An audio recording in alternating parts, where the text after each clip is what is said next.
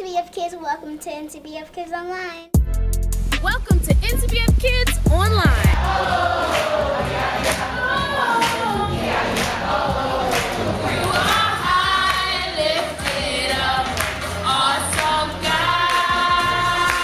We have a very special experience for them. Hey, NCBF Kids. I just want to say thank you for watching.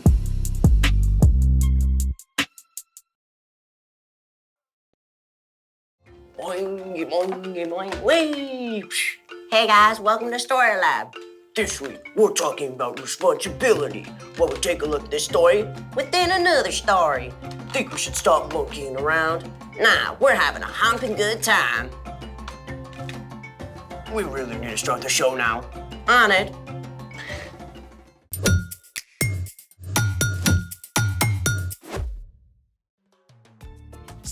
Sorry, I'm so sorry I'm late. I was riding my bike and there were like 6 potholes and... What on earth? G'day, mate! Wait, Cinnamon Toast! Don't scare me like that. What is all of this? Well, as you know, this week we're talking about responsibility, which is showing you can be trusted with what's expected of you.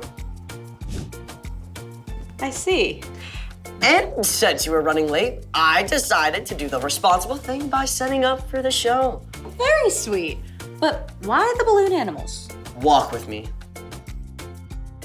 You see, I have recently taken up the fine art of balloon animalry.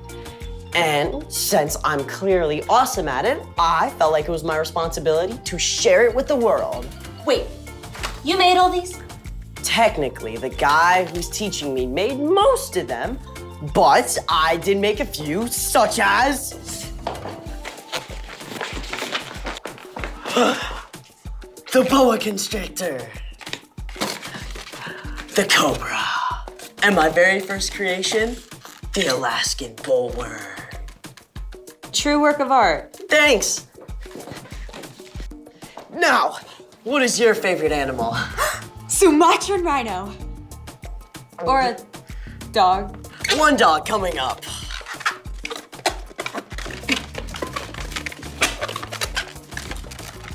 And voila!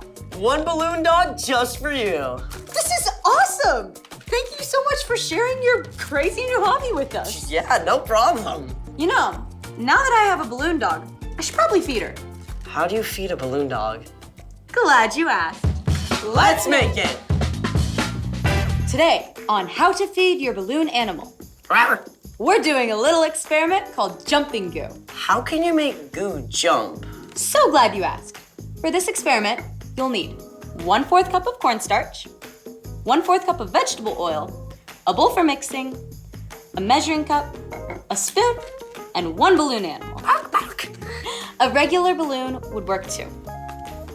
First, mix the oil and cornstarch together in a bowl. Sebastian? On it.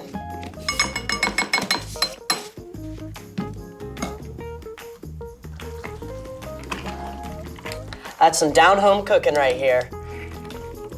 Next, take your balloon animal and rub it on your head. Wow, your hair. Still better than when I hit that bush after the potholes. Now, take a spoonful of your mixture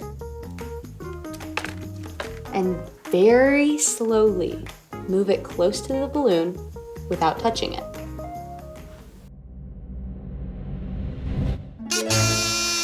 And voila!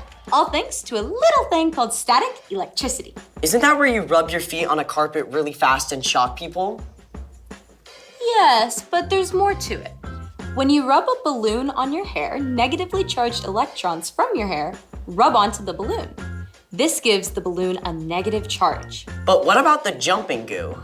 Well, the cornstarch in the goo we made has a positive charge. Negative charges attract positive charges, so the positively charged goo jumps onto the negatively charged balloon. And that's how you feed your adorable balloon puppy. Wow, thanks so much for sharing that experiment. Hey, thanks for sharing your balloon animals. And speaking of sharing, it's time for... The story before the story. Today, we're in the book of Luke, one of the 4 Gospels that tells the story of Jesus. During his time on earth, Jesus traveled from town to town, teaching people about God. Often, he told parables to show people what God is like. Parables are short stories about everyday objects and familiar situations, like baking bread, planting seeds, or hunting for a lost coin. Jesus was a master storyteller. His stories were easy to remember. They made people think for themselves and make connections. And that's where our story begins. Take it away. Hey guys, I'm Padma. I hope you're ready because today's story is a storied story within another story. Don't worry, I'll help you keep track. One day, Jesus was speaking to a crowd of people, teaching them about God. Suddenly, a man called out from the crowd. Teacher, tell my brother to divide the family property with me. Friend, who made me a judge or umpire between you? Watch out. Be on your guard against wanting to have more and more things. Life is not made up of how much a person has. Now here's where Jesus did something brilliant. Instead of giving a quick answer, Jesus used a powerful word picture. It went something like this. Once there was a rich man whose land produced a very large crop. Sir, we're set to bring in a bumper crop this year. Wow, look at all this food. I'm going to make a fortune off this. Harvest the crop at once. We're working on that, but there's a problem. A problem? You don't have enough barn space to store all your grain. I was thinking, well, you could share. Share? But it's all mine. Well, yes, it is. I know. I'll tear down my barns and build bigger ones.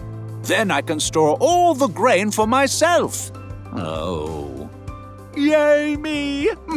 Now I have plenty of grain stored away for years to come.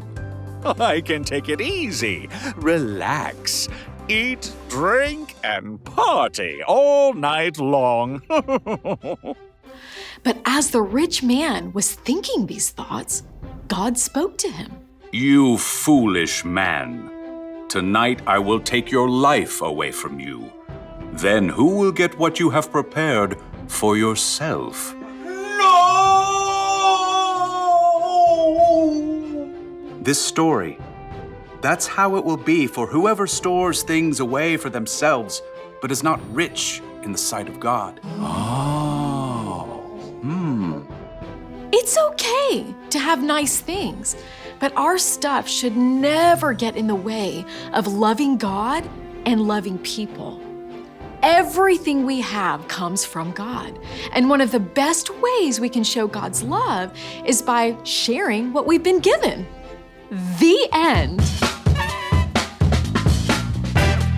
2 stories for the price of 1. Good deal.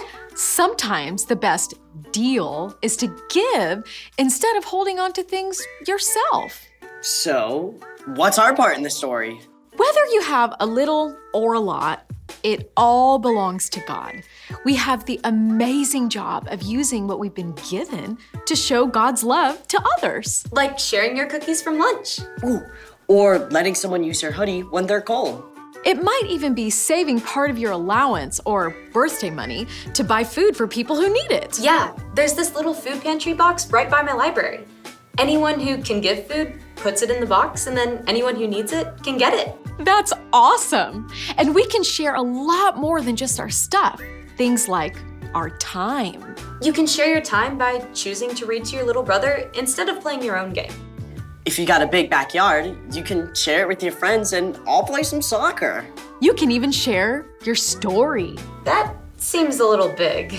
Well, when you tell your friends about the good things and the hard things in your life and how God has helped you, it can encourage them too. Who knew we had so much to share? I love it. Thanks for sharing your time with me. See you next time. Bye. So here's the thing. Share what you have. Your stuff, your time, even your story. Speaking of, want to share with me how to make an Alaskan bulwark? It would be my pleasure. Thanks for joining us in the Story Lab. See you next time. So I can do it like that. pull back. I don't know if I don't think I get it.